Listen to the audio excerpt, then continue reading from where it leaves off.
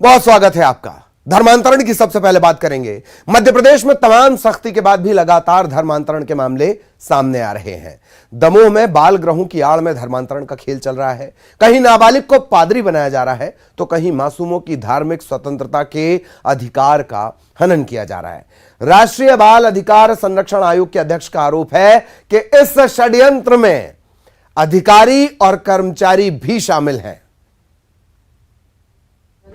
Bible society में एक ऐसा बच्चा मिला जिसको 17 वर्ष की उम्र में डिंडोरी ज़िले से लेके आया गया है। उस बच्चे को पादरी बनने की ट्रेनिंग दी जा रही है।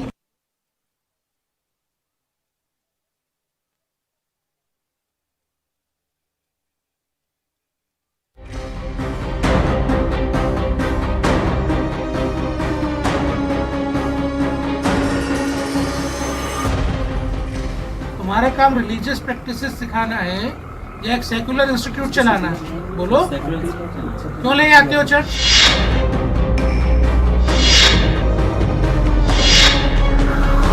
मंदिर ले जाते हो कभी? मस्जिद ले जाते हो कभी?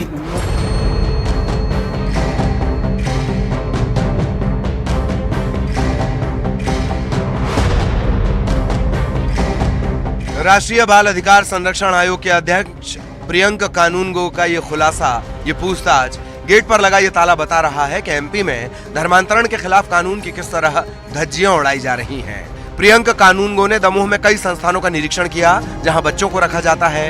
इस दौरान कहीं नाबालिग को पादरी की ट्रेनिंग दी जा रही थी तो कहीं बिना रजिस्ट्रेशन के बाल गृह चलाया जा रहा था जहाँ बच्चों को क्रिश्चियन रिलीजियस प्रैक्टिस सिखाई जा रही थी। यहाँ बाइबल सोसाइटी नाम की संस्था में डिंडोरी से लाए गए 17 साल के किशोर को पादरी बनने की ट्रेनिंग दी जा रही थी। प्रियंक कानूनगो ने इसे चाइल्ड ट्रैफिकिंग का मामला बताया है। आज मैंने राज्य बाल अधिकार संरक्षण आयोग के सदस्य ओमकार सिंह जी के साथ दमोह के अनेक ऐसे संस्थानों का निरीक्षण किया जहां बच्चों को रखा गया है। हमको बाइबल सोसाइटी में एक ऐसा बच्चा मिला जिसको 17 वर्ष की उम्र में डिंडोरी ज़िले से लेके आया गया है। उस बच्चे को पादरी बनने की ट्रेनिंग दी जा रही है। उसको उसके कैरियर से विमुख किया गया है।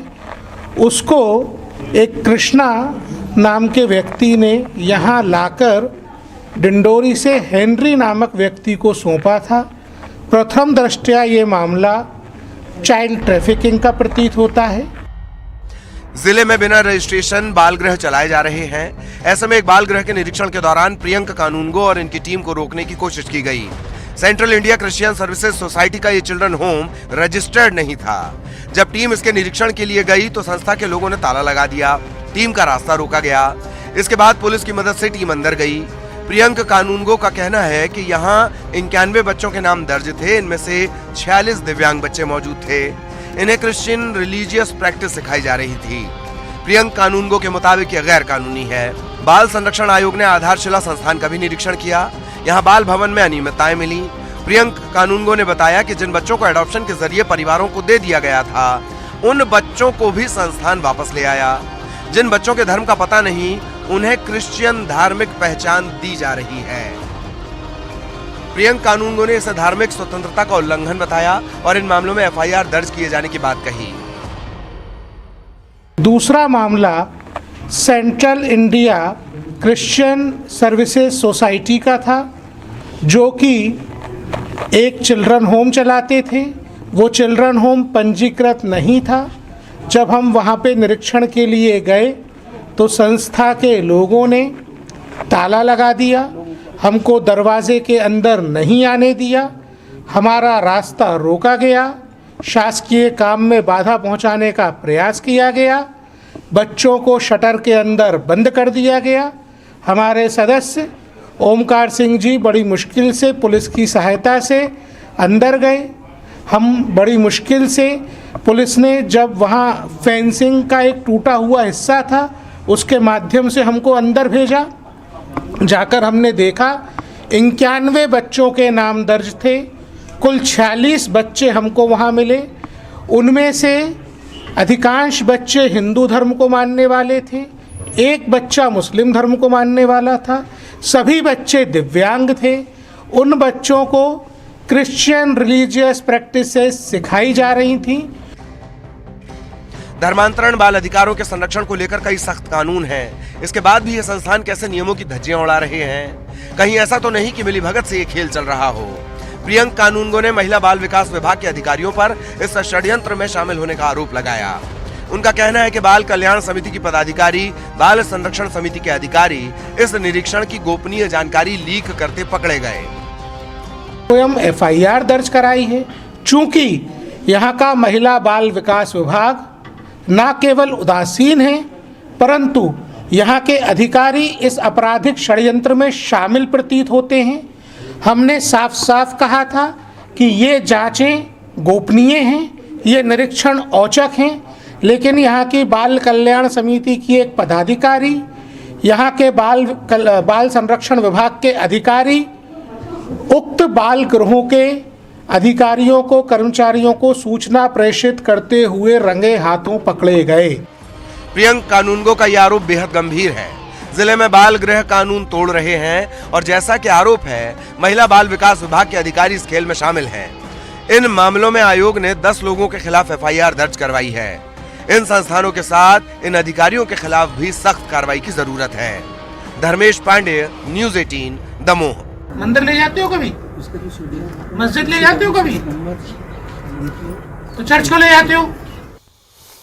तो धर्मांतरण का खेल और जिस तरीके से ये चल रहा है, प्रियंक कानूनगो जिस तरीके से महिला और बाल विकास विभाग अधिकारियों को घेरे में ले रहे हैं, उससे ये साफ है कि बिना सरकारी मशीनरी के आप कितने ही कानून बनवा लीजिए, धर्म स्वातंत्र्य विधेयक कानून किसी भी शक्ल में बनवा लीजिए, धर्मांतरण पर कानून बना लीजिए, पर महकमे अगर नहीं करना चाहेंगे तो आंकड़े यूं ही बढ़ते रहेंगे। सहयोगी रंजना हमारे साथ जुड़ रही है, रंजना के पास आपको लिए चलेंगे।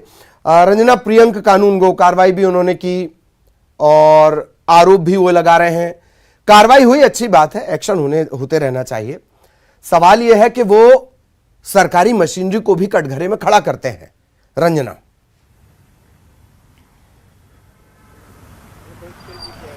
जी ललित, बिल्कुल। अगर जिस तरीके से मध्य प्रदेश में लगातार बच्चों को लेकर जो धर्मांतरण के मामले बढ़ रहे हैं वो बेहद चिंतनीय है और खास करके ऐसी संस्थाओं में ही बच्चों को टारगेट किया जा रहा है जो खास करके बाल गृह जहां पर बच्चे रह रहे हैं या फिर ऐसे अनाथ बच्चे जिन्होंने कोविड में अपने माता पिता को खो दिया है, ऐसे बच्चों को खास करके जो टारगेट है वो किया जा रहा है। और इसी बात को लेकर जो बाल आयोग के राष्ट्रीय अध्यक्ष हैं उन्होंने जहां जहां से शिकायतें मिली है उसको लेकर लगातार वो कार्रवाई कर रहे हैं और ऐसी संस्थाओं में लगातार औचक निरीक्षण करके वहां की हकीकत जानने की कोशिश भी की जा रही है कि आखिर बच्चों का वहां पर धर्मांतरण किया जा रहा है। खास करके जो हिंदू बच्चे हैं उनको पादरी बनाने की और ईसाई कम्युनिटी की जो शिक्षा है वो वहां पर दी जा रही है। और खास करके उन्होंने एक बात को लेकर जो चिंता है वो भी जाहिर की है कि ऐसी संस्थाएं समाज में और खास करके जो वेबसाइट है उसके जरिए सोशल मीडिया पर भी हिंदू समाज के प्रति जहर फैलाने की कोशिश कर रही हैं। तो वहीं दूसरी तरफ जिस तरह की संस्थाएं संचालित हो रही हैं, आखिर इनको मान्यताएं कैसे मिल रही हैं और दूसरी तरफ इस तरह की संस्थाओं पर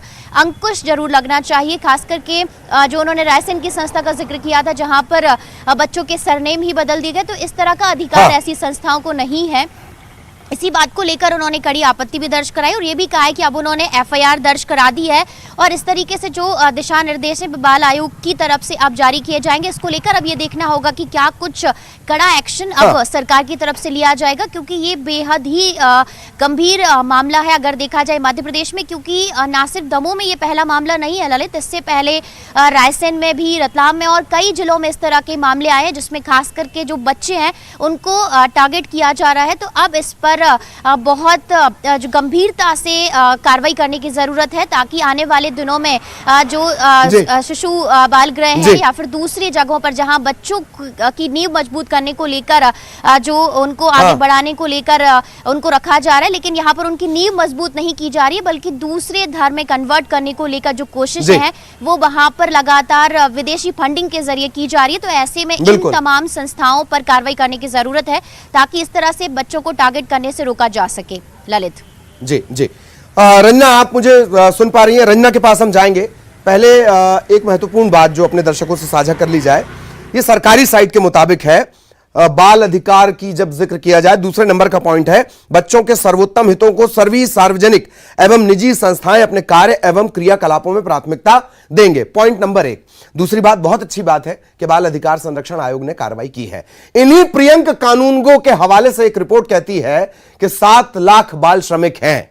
इसके अलावा कोरोना काल में, प्रामाणिक नहीं है यह आंकड़ा, लेकिन कोरोना काल में बाल श्रमिकों की संख्या 21 लाख तक पहुंच गई है। यह भी आयोग की ही जिम्मेदारी है। तो रंजना लगातार हमारे साथ बनी हुई है। रंजना, 2 आंकड़े अभी हमने अपने दर्शकों को बताए, जिम्मेदारियां भी बताई। यह अच्छी बात है बाल आयोग ने जो किया, पर और अच्छी बात होती कि ये जो लाखों में बाल श्रमिक हैं ये भी प्राथमिकता में आए। रंजना। जी ललित, पहला तो ये कि आवाज़ बहुत ज़्यादा इको है। मुझे आपका सवाल बहुत अच्छे से समझ तो नहीं आया, लेकिन जिस तरह से बाल श्रमिक का आपने जिक्र किया है, इसको लेकर सरकार की तरफ से अंकुश बड़े स्तर पर ज़रूर लगाने की जो कोशिश है वो पहले ही की जा रही हैं और कई संस्थाएं इसको लेकर लगातार काम भी कर रही हैं, जिसमें इस तरह के बच्चे जिनको बाल श्रम से जोड़ा जा रहा है उन पर सख्त एक्शन भी लिया जा रहा है। लेकिन ऐसे मामले अभी भी कई जगहों पर देखे जा रहे हैं और इसी का नतीजा भी है, क्योंकि बाल श्रमिक जो श्रम है अभी भी पूरी तरह से खत्म नहीं हुआ है। कभी रोजगार के नाम पर तो कभी बच्चों को सही दिशा में ले जाने के नाम पर इस तरह से जो बाल श्रम है वो लगातार देखा जा रहा है। और यही वजह है कि इस तरह के जो बच्चे हैं उनका भटकाव हो रहा है, खास करके संस्थाओं के नाम पर, क्योंकि इस तरह की जो संस्थाएं हैं जो कि विदेशी फंडिंग के जरिए बच्चों को भटकाने का काम कर रही है, इस तरह की संस्थाओं से जुड़ी हुई है। तो ऐसे में सबसे पहले तो इन संस्थाओं को चिन्हित करने की जरूरत है कि आखिर प्रदेश भर में ऐसी कौन कौन सी संस्थाएं संचालित हो रही हैं और किस तरह की गतिविधियों में ये संस्थाएं लिप्त हैं। आखिर इन गतिविधियों के जरिए ही मॉनिटरिंग, चाहे वो सरकारी विभागों की तरफ से हो, महिला एवं बाल विकास विभाग की तरफ से हो, इन पर मॉनिटरिंग करने की जरूरत है ताकि बच्चों को टारगेट करने से जरूर रोका जा सके और उनका भविष्य बर्बाद होने से यहाँ पर बचाया जा सके। ललित जी जी, बहुत बहुत शुक्रिया रंजना आपका इस तमाम जानकारी के लिए।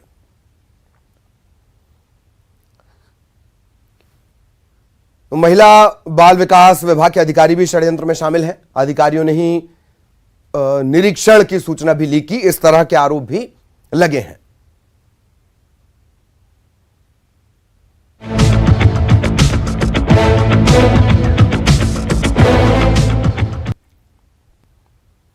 तो भिंड में चिकनगुनिया का आतंक है। यहां मेहगांव इलाके में 69 मामले सामने आए और इसे लेकर स्वास्थ्य विभाग अलर्ट पर है।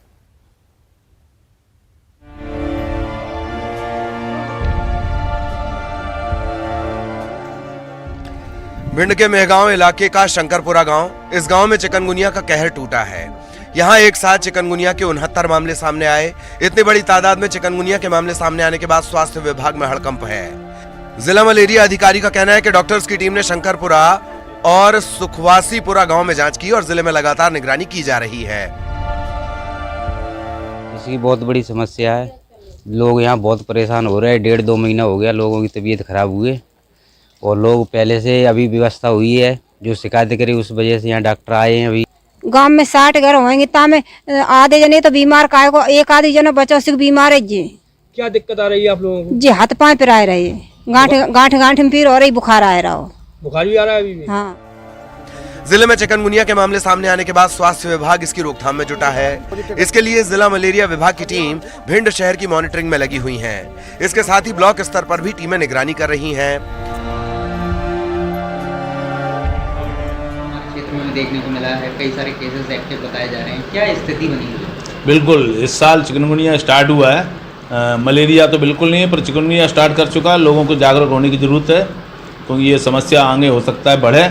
इसलिए हमने अपने विभाग को भी सजग किया है। जितने भी ब्लॉक हैं सारे ब्लॉक मेडिकल ऑफिसर को सूचित किया है कि आप अपने क्षेत्र की एएनएम और आशाओं को सूचित कर दें कि कहीं भी ऐसे मरीज पाए जाते हैं जिनको की बुखार और जॉइंट पेन है तो तत्काल सूचना दें ताकि उसको आगे बढ़ने से रोका जा सके। चिकनगुनिया मादा एडीज एजिप्टी मच्छर के काटने से फैलता है। इसके मरीज को बुखार आता है और शरीर में तेज दर्द भी रहता है। इसके साथ ही कई बार जॉइंट्स में सूजन भी आ जाती है।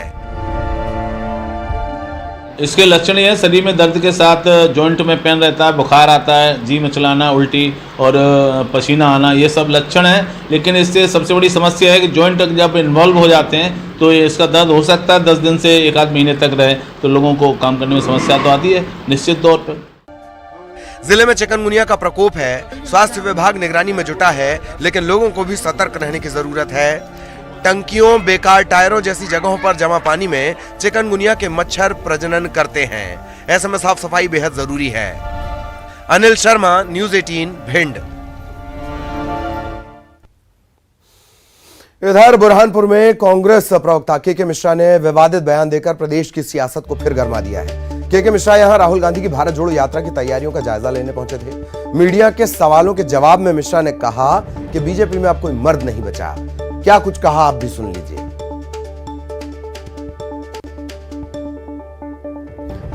इससे पहले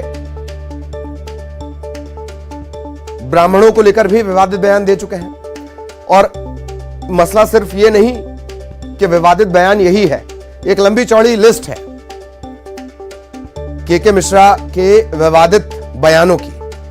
तैयारियों का जायजा लेने पहुंचे थे।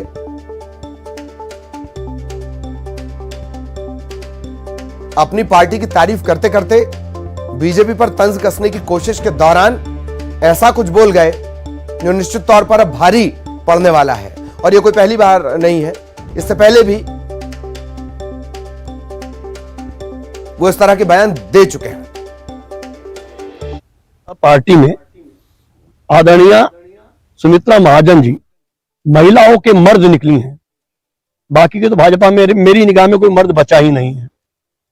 उन्होंने जिस ढंग से राहुल गांधी जी की यात्रा के उद्देश्य की सराहना की है, मैं पूरी कांग्रेस पार्टी की ओर से उनके प्रति आभार और कृतज्ञता व्यक्त करूंगा और उम्मीद करूंगा कि सुमित्रा महाजन जी जिस गिलास में पानी पीती हो, उनका जूठा भारतीय जनता पार्टी के अन्य लोग भी एक एक घुट पानी पिएंगे तो अच्छा होगा, उनमें भी। तो ये बयान दिया है के मिश्रा ने, तंज कसने के चक्कर में ये बयान निकला और उनके मुताबिक अब भाजपा में कोई मर्द बचा नहीं है और एकमात्र नाम भी उन्होंने लिया। किस तरीके से राहुल गांधी की यात्रा को लेकर बयान दिया गया है। तैयारियों का जायजा लेने के लिए के मिश्रा पहुंचे थे। तंज कसने के चक्कर में अति उत्साह भी कह सकते हैं आप, बयान उन्होंने दिया और इससे पहले भी के मिश्रा विवादित बयान दे चुके हैं। ब्राह्मणों को लेकर उन्होंने बयान दिया था, वो भी लगातार मुसीबत बना था पार्टी की। और अब कह रहे हैं बीजेपी में कोई मर्द नहीं बचा। राहुल गांधी की भारत जोड़ो यात्रा पहुंचने वाली है मध्य प्रदेश और अजय सिंह यादव साहब इस वक्त हमारे साथ जुड़े हुए हैं। यादव साहब, के मिश्रा साहब के बयान को लेकर यादव साहब से हम चर्चा करेंगे और नेहा बग्गा बीजेपी से, वो भी हमारे साथ जुड़ी हुई हैं। लेकिन पहले यादव साहब आपसे एक रिएक्शन, के मिश्रा कह रहे हैं कि बीजेपी में कोई मर्द नहीं बचा, पार्टी उनके इस बयान के साथ है अथवा नहीं? देखिए, के मिश्रा जी ने जो कहा है उसका तात्पर्य किसी तरह के भेदभाव से या स्त्री पुरुष के भेदभाव से मतलब नहीं है। उनका मतलब होता है, जो एक पुरानी कहावत है कि मर्दांगी मतलब हिम्मत का काम करना। तो भारतीय जनता पार्टी में जिस तरह से राहुल गांधी जी की देश जोड़ो यात्रा के लिए, भारत जोड़ो यात्रा के समर्थन में बोलने से बच रहे हैं लोग, उसके लिए के मिश्रा जी ने कहा कि अकेले सुमित्रा महाजन जी हैं जिन्होंने हिम्मत दिखाकर राहुल गांधी जी की यात्रा का समर्थन किया, स्वागत किया। जबकि राहुल गांधी जी इतने बड़े उद्देश्य के साथ निकले हैं, देश की भलाई के लिए, देश जोड़ने निकले हैं। ये कांग्रेस पार्टी की यात्रा नहीं है, देश में नफरत मिटाने के लिए, भाईचारा बढ़ाने के लिए राहुल गांधी निकले हैं। सभी को स्वागत करना चाहिए था, लेकिन भाजपा के नेता हिम्मत नहीं दिखा रहे, इसीलिए के मिश्रा जी ने उस तारतम्य में ये बात कही। जी जी जी, नेहा बग्गा जी भी हमारे साथ जुड़ी हुई हैं। नेहा जी, बयान के मिश्रा का, बीजेपी में कोई मर्द नहीं बचा। में नहीं आता कि कांग्रेस पार्टी के इतने वरिष्ठ मीडिया टीम से जुड़े हुए हैं के मिश्रा जी, और जिस प्रकार की भाषा का इस्तेमाल कर रहे हैं, मैं उस स्तर पर तो नहीं जाना चाहती, पर हाँ मुझे लगता है कि उम्र का जरूर कोई फर्क आ रहा है। और जिस मर्दानगी की बात करें तो शायद मर्दानगी वही है कि आप देख रहे हैं कि ग्वालियर में किस तरीके से आपस में हाथ पैर चला रहे हैं, भिंड में कट्टे लहराए जा रहे हैं कांग्रेस पार्टी के नेता आपस में। खुद के मिश्रा जी उपस्थित थे इंदौर में, जहां पर गाली गलौच हो रही थी। तो चौतरफा जो राहुल गांधी जी का स्वागत कांग्रेस पार्टी के अंदर हो रहा है, शायद मर्दानगी इसी को कहते होंगे कि आपसी असंतोष जो है जी। सबसे महत्वपूर्ण बात यह है, शायद उनका पैरामीटर एक और होगा मर्दानगी का। भाई राहुल गांधी इतनी बड़ी यात्रा कर रहे हैं, सनस्क्रीन नहीं लगा पा रहे, मम्मी ने भेजी थी, बता रहे थे। जिस तरीके से अपने आप को ठीक रखने के लिए खीरे खा रहे हैं वो बता रहे थे। तो शायद पैरामीटर यही रहे होंगे के मिश्रा जी की समझ जिसके अनुसार वो आकलन कर रहे होंगे। चलिए बहुत बहुत शुक्रिया नेहा जी। अजय जी, वक्त कम है, बहुत बहुत धन्यवाद आपका भी। और ये रिएक्शन आप सुन रहे थे। अब एक अच्छी खबर दिखाते हैं सियासत की गर्मा गर्मी से तर। आजकल के बच्चे टैलेंटेड हैं, डांसिंग हो, सिंगिंग हो, कुकिंग हो, बड़ों को मात दे रहे हैं। धमतरी में एक नया बैंड सामने आया है, देखिए।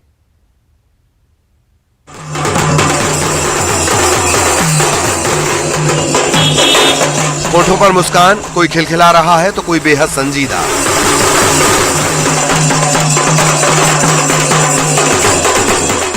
कभी भांगड़ा तो कभी कोई और धुन। सबके हाथ में म्यूजिकल इंस्ट्रूमेंट। झूमते नाचते गाते नन्हे कलाकारों की ये टोली छत्तीसगढ़ के धमतरी जिले के गांव और शहरों में धूम मचा रही है। जिस उम्र में आमतौर पर बच्चे किताबों और खेलकूद में उलझे रहते हैं, इस उम्र में इन बच्चों ने अपनी बैंड पार्टी बना ली है। ग्रुप में कुल 9 दोस्त हैं। कोई दूसरी क्लास का छात्र है, कोई छठी में पढ़ता है। पढ़ाई के लिए क्लास इनकी भले ही अलग हो, लेकिन जब इनका बैंड बजता है तो हर एक के बिना धुन अधूरी रहती है। छठी पढ़ता। अच्छा, और ये क्या कौन सा क्लास पढ़ता? दूसरी। अच्छा, तो हूँ बाजा बजाता। कहाँ सीखे थे बाजा बजाना? अच्छा। ड्रम, डफली, झाल, ताशा समेत अन्य वाद्य यंत्रों पर इनकी खूब पकड़ है। ये बच्चे आम स्लम बस्ती के रहने वाले हैं। इनके माता पिता मजदूरी करते हैं और ये पढ़ाई के साथ साथ बैंड पार्टी का कारोबार। छोटे मोटे कार्यक्रम में क्यूट कलाकारों की बैंड पार्टी की खूब बुकिंग होती है। इस बैंड पार्टी का नन्हा लीडर बताता है कि वो बड़ा होकर खुद की धमाल बैंड पार्टी बनाना चाहता है। हाँ, धमाल खोलोगे? अच्छा, उससे अच्छी कमाई हो जाएगी। अच्छा, और पढ़ाई लिखाई भी जारी रखोगे? कहाँ तक पढ़ना चाहते हो? 10वीं तक, उसके बाद नहीं? क्यों? अच्छा, ये लड़के लोग कौन है? तुम्हारे दोस्त यार हैं, ये भाई हैं, कौन है? लोग सब दोस्त हैं। जिस उम्र में आमतौर पर बच्चे घर से स्कूल और स्कूल से घर की चौखट को नापते हैं, उस उम्र में अपनी जरूरतों और पैशन का ख्याल रखते हुए स्लम बस्ती के इन बच्चों ने अपना करियर चुन लिया है, जिसकी जितनी भी तारीफ की जाए कम है। न्यूज़ 18 के लिए धमतरी से अभिषेक पांडेय की रिपोर्ट।